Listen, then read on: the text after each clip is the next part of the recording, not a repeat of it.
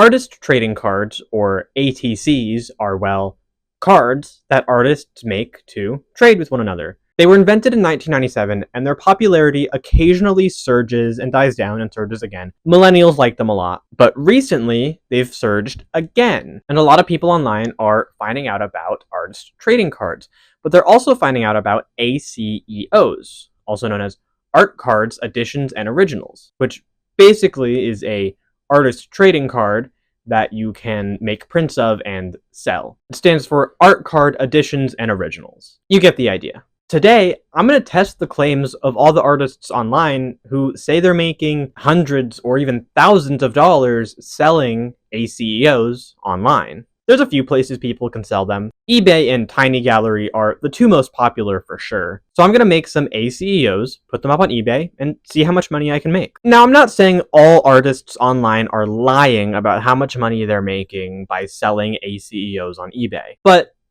social media tends to embellish a little, so it's hard to trust claims like that. Now, you can buy kits and stuff that include everything you need to make ACEOs. They come with the cards, the envelopes, the sleeves, anything that you need to make and sell these things properly. You can buy a kit that will give you all of it. I don't want to buy a thing, so I'm just going to use what I have. Typically, art cards are 2.5 inches by 3.5 inches.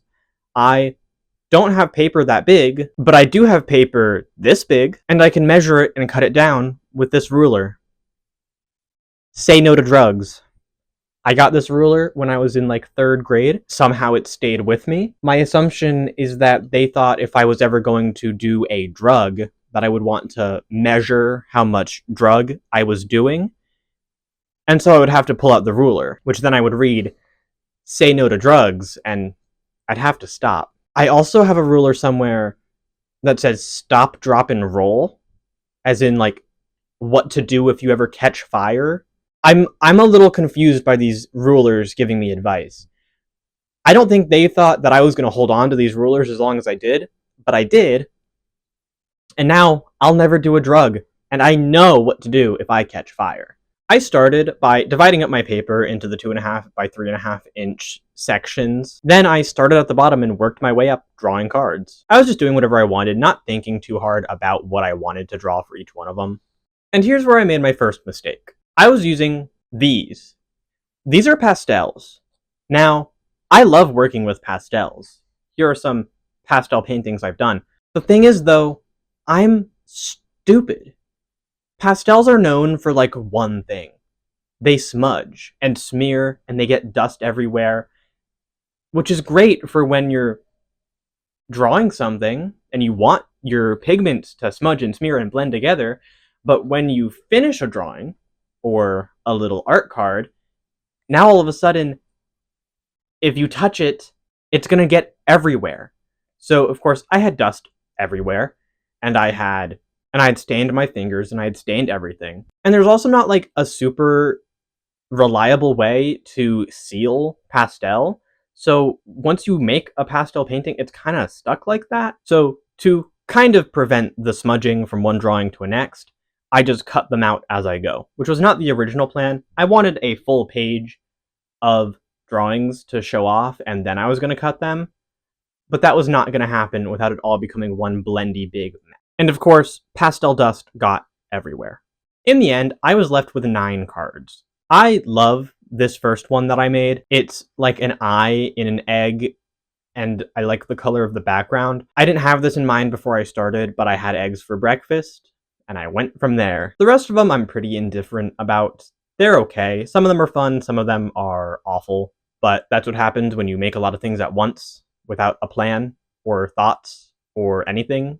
Remember, as mentioned before, I'm stupid. And after a few cards, you start to run out of ideas, which leads me to mistake number 2. I didn't have a theme for the cards I was drawing. Now, you don't have to have a theme for every single card you do, but when you sit down and do a session of drawing, I think it's best to have a theme and a direction, because after the first one, I was like, I don't know, because I didn't know. I could have right there decided my theme is going to be breakfast, and then I drew a bunch of breakfast foods.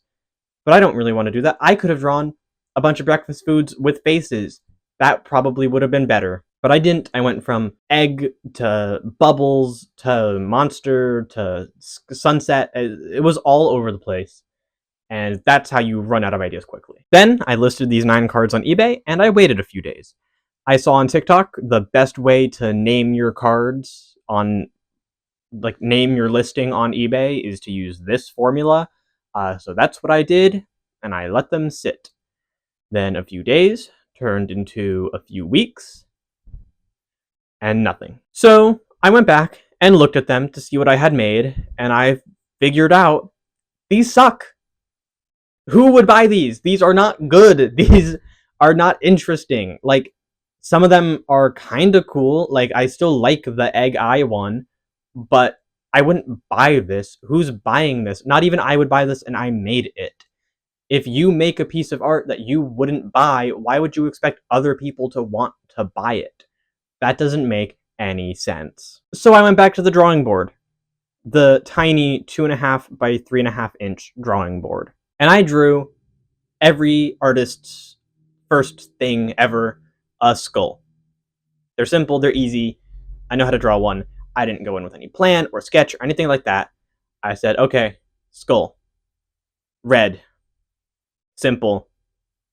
And I listed it on eBay. And to my surprise, it got 2 bids in the first day. I also didn't use pastel this time because I learned my lesson. Instead, I used these pastel paint pens.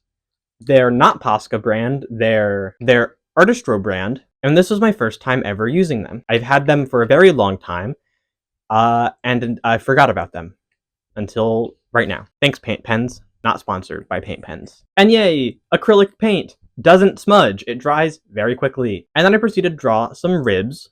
Again, no sketch, no plan, just some ribs. I like the ribs less. There's less visual interest in the ribs. It's kind of just some ribs. The skull was kind of open and at an angle and screaming, and that was kind of cool. That's probably why it got 2 bids initially. And then I put that one up on eBay as well. For the third card, I wanted to do more bones, so I did a pelvis, and quickly regretted it, because for the skull, I used red, and for the ribs, I used blue, and so I felt like I was obligated to use yellow for the pelvis. This is now the P card.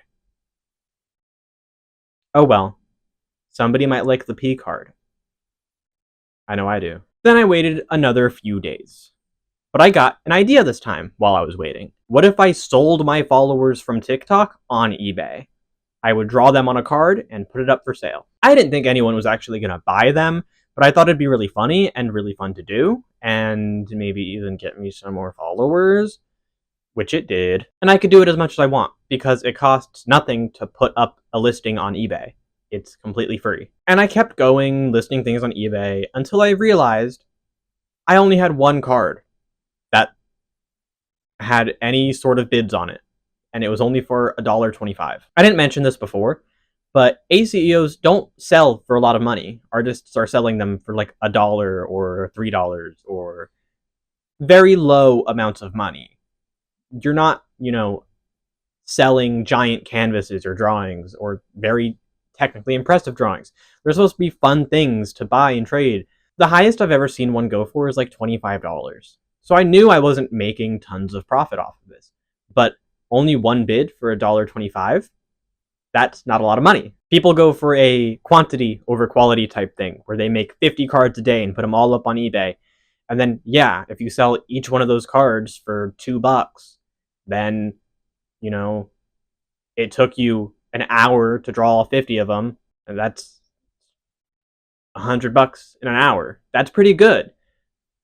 I only drew 15, and only one of them got any bids on it. And that was my third mistake, not making enough cards. If you want to do this, and you can do it for fun, but if you want to do it, make a lot of cards. Then something dawned on me. Whoever bid on this skull card, I'm gonna have to send it to them. And I don't have any envelopes, or little plastic sleeves, or anything to actually send this guy this card. Because, say it with me now, I'm stupid and didn't prepare like I should have. And I realized it would cost me way more money to go get envelopes and plastic sleeves to ship the thing than the amount of money I would get from the thing. So that's mistake number 4. I wasn't prepared. You should be prepared if you want to do this. I'm not saying you have to go buy one of those kits, but maybe consider buying one of those kits because it's going to give you everything that you need to get started and sell them. Remember at the beginning of the video when I said I was going to work with what I had? Don't do that. What you have sucks, and what I have sucks. If you don't have the materials to do the activity, don't do the activity. I learned that, so you don't have to. I'm the first person to ever learn that lesson. And if you don't want to buy a kit, at least buy some envelopes so you can sell it if you have to, and make more cards that will sell so you're not left with $1.25. And my 5th and probably biggest mistake was not committing to the cards. If you're gonna do this and you want to make money off of it, go all the way. Make 50 cards a day. Put them all up. Buy the stuff you should have bought at the beginning. Don't give up like I did. I ended up taking all my listings down because I got nervous that people were going to bid on them and I wasn't going to be able to send them in time. Don't do that. The guy that bought the skull, he's never getting the skull. Sorry, guy. I do think if I had drawn 100 different skull cards, I could have made a profit. Did I want to do that? Not really. I had a lot of fun drawing these shitty cards with the pastels that were never going to last. Was it fun? Yeah. Should you make some art cards? Yeah. Should you sell them on eBay? Maybe. But if you do, be better than me. And if you want to buy one of these, you can't. But you can like and subscribe. I'm keeping these. And I'm going to do whatever I want with them. I could just keep them in a little folder forever, which is where they are now. Or I could maybe take them to an art event and trade them like you're supposed to do with artist trading cards and step away from the additions and originals. I don't know. Thanks for watching.